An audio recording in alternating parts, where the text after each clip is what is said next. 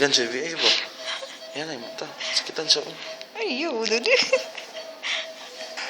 Makakuha siya kasi makalesa. Full day ko na natin. Ako na lang pag-ikyo. Ay, hopefully ka naka-charge. Kasi yung charge is every day.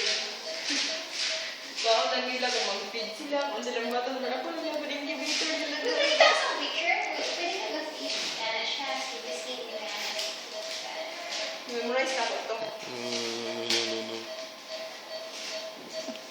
Gabi kalingas. Okay na, okay. Nag-cry na lang siya. Tanawa. Pura pa ito nakapadayo sa medicine siguro.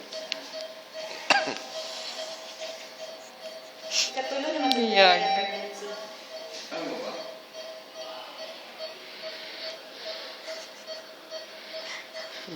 Tanawa.